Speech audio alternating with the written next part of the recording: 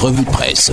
Vendredi 8 novembre 2024, madame, monsieur, bienvenue à la revue de presse sur ITFM et Cam News 24 émettant depuis Garoua. Christian Ouré, Yvan Selme Tadjoufo, Justine Nekwanoudji et Ghislain Kougang, c'est l'équipe type. Cameroun Tribune, nous y sommes. Incendie dans les marchés, ça ne s'arrête pas, nous dit le journal. La série noire se poursuit depuis quelques semaines dans les espaces marchands à travers le pays, avec souvent les mêmes causes: tripatouillage des branchements électriques, promiscuité, insalubrité, absence d'extincteurs. Face à l'ampleur du problème, des experts en sécurité incendie proposent de mettre sur pied un plan national de prévention. À lire donc le focus de Cameroun Tribune de la page 19 à la page 21 de ce numéro. Le quotidien Le Jour, à la une, Louis-Marie Cardeux, les 10 grandes promesses fallacieuses du renouveau sont à lire en page 5 de cette édition. Accessoires de mode que contiennent les sacs à main des femmes, c'est la grosse interrogation à laquelle nous convie le quotidien Le Jour. Trousses de toilette, préservatifs, serviettes hygiéniques, vêtements de rechange. Dessous, chacun y met des objets nécessaires en fonction de ses besoins. Page 3 pour s'en apercevoir. Info Matin est également sur notre table ce matin. Présidentielle 2025 à la une. Le Dongamantoum 4 choisi Paul Biya. Et bien, plus de détails dans les colonnes de ce journal. Direction le Septentrion avec les montagnards à la une. Route Meganga Ngaoundéré Garoua, fin des nids de poules en vue. C'est la grosse interrogation qui barre la une de ce journal.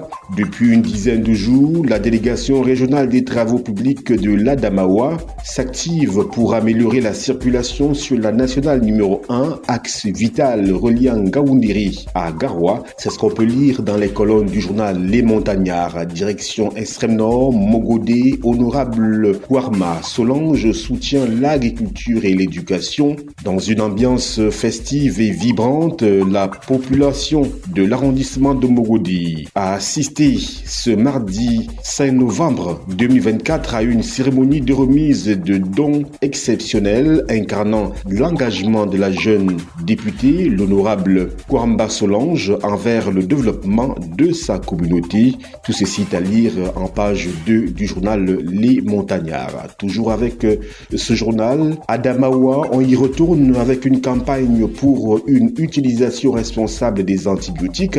La région de l'Adamawa au Cameroun a été le théâtre d'une campagne de sensibilisation majeure visant à lutter contre la résistance antimicrobienne, un fléau qui menace la santé publique mondiale. Page 3 pour s'en apercevoir. Direction le Nord Cameroun, Garoua. En restant toujours dans le Grand Nord, une femme dépose des noms de personnalités chez un marabout pour envoûtement. Un scandale secoue actuellement la ville de Garoua, mettant en lumière une pratique ésotérique troublante. Page 4 du journal Les Montagnards pour plus de précisions sur cette situation rocambolesque. Poursuivons en restant toujours dans le Septentrion avec la croix du Septentrion, bien évidemment. 42 ans de pouvoir, Yagua en rang série derrière Paul Biya, nous dit la croix du Septentrion. Yagua a commémoré l'accession de son excellence Paul Biya à la magistrature suprême ce 6 novembre 2024. Paris gagné pour l'arrondissement de Yagua. Les militants et les militantes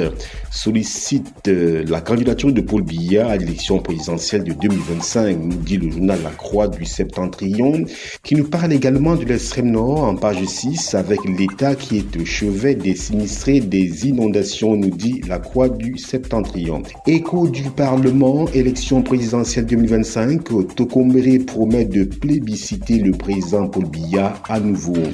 Le journal L'étudiant à la une, Isidore Tameux, le ténor du management, se livre dans les colonnes de ce journal en cette édition. Le journal Émergence à la une, élection de Donald Trump, ce qui pourrait changer entre Yaoundé et Washington d'ici, nous est livré en page 5 de ce numéro. Extrême Nord, 15 personnes tuées en septembre par les groupes armés. Falaise de Tian, risque d'un nouvel éboulement, nous dit le journal Émergence.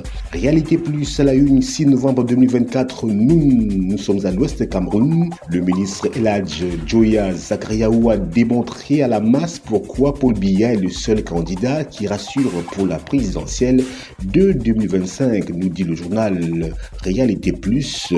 Le triebdomadaire Le Soir, pour sa part, revient sur la même actualité, célébration de l'an 42 du renouveau dans la Sanaga maritime, mobilisation constante pour soutenir Paul Biya à la une du journal Le Soir. La météo, Paul Ndongo Boko, je cite, pour Ayos, Paul Biya reste le seul et unique bon choix, page 2 et 3 de ce journal. En effet, le président de la section RDPC Nyong Fumu Nord a fait cette déclaration ce 6 novembre à Ayos, chef-lieu d'arrondissement, lors de la célébration du 42e anniversaire de l'accession de Paul Biya à la magistrature suprême.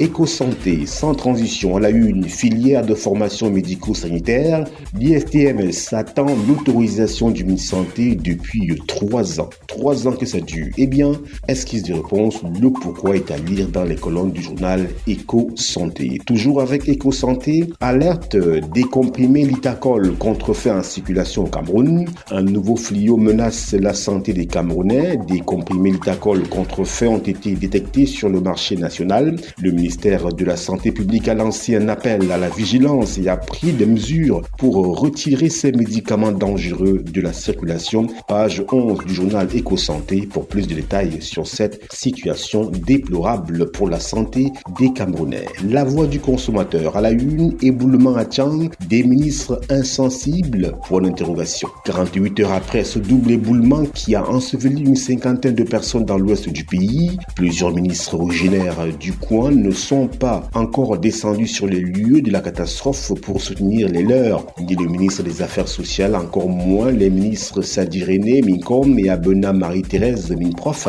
n'ont émis le moindre communiqué sur cet énième drame pour exprimer leur compassion à l'endroit des victimes, sûrement pour toutes ces personnalités. Quand Yaoundé respire, le Cameroun vit. Page 3, 4 et 5 du journal La Voix du consommateur pour comprendre les raisons de ce mutisme plutôt incompréhensible. La voix des entreprises est également sur notre table ce matin. À la une, infrastructure routière, 3000 km, 11 ouvrages d'art réalisés et plus de 2500 milliards de francs CFA mobilisés entre 2016 et 2023, nous dit le journal La Voix des entreprises. Toujours avec ce journal Performance, le FECOM connaît une dynamique de croissance de ses recettes en 2023 et bien plus de précision dans ce journal.